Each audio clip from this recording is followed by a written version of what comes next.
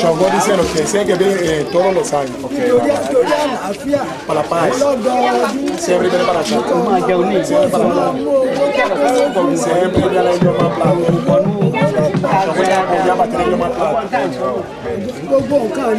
Todo lo que se riqueza va a que se me pero no olvida Chongó. No olvida Chongó. Chongó va a seguir apoyando a ti. La cosa mañana no hay que sacar usted. Pero no, mano, mira la gente mancheva. Toma,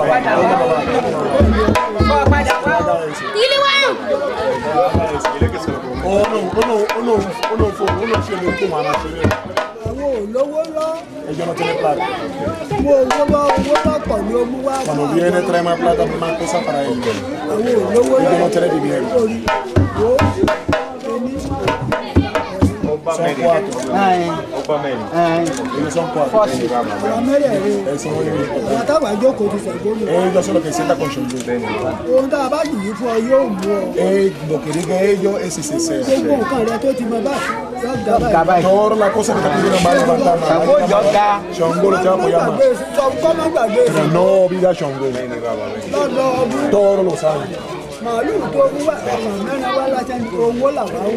Cuando ese me va a cambiar, ellos se faltan dinero.